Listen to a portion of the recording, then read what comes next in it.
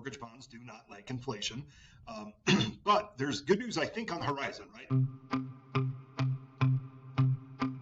Hey guys, welcome to another Mortgage Minute. My name is Matt Thomas and I sell real estate here in the Denver, Colorado area.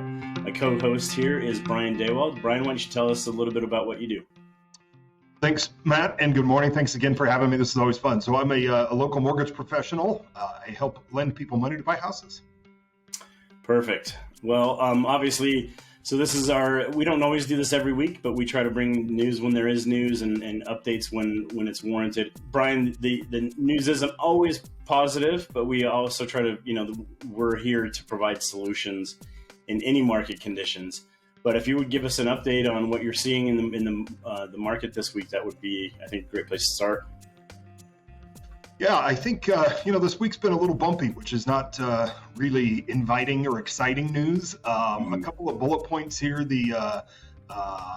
Some of the major Fed guys have gotten together and don't anticipate having any sort of relief from a raising interest rate standpoint until 2024.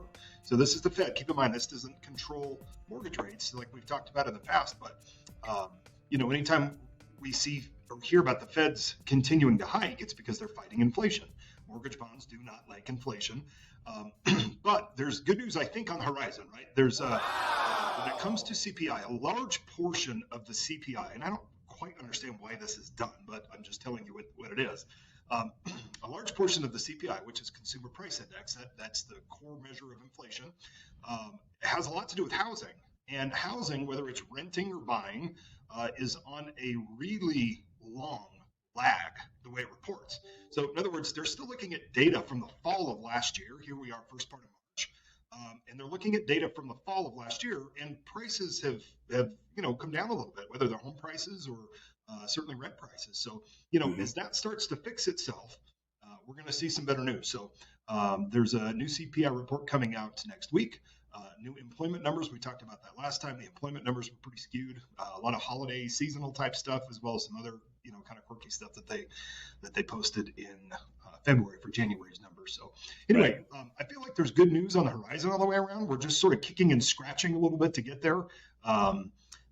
Mortgage rates traditionally sort of follow the 10-year Treasury note. Real common to see when that goes up, rates go up. When it goes down, rates go down. We're seeing that still happen, right? The 10-year Treasury hit 4% here recently, which is, again, another indicator that long-term rates like mortgages are on the rise.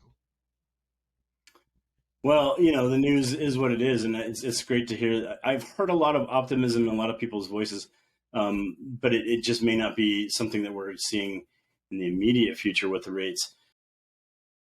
As we have talked about I don't know if it's ever been every single week, but just like we really highlighted last week, there are people really taking advantage of certain products in the market to be able to kind of bridge the gap between, how long these rates might last and so you can get into find a payment that is a lot more manageable than the rates might lead you to believe.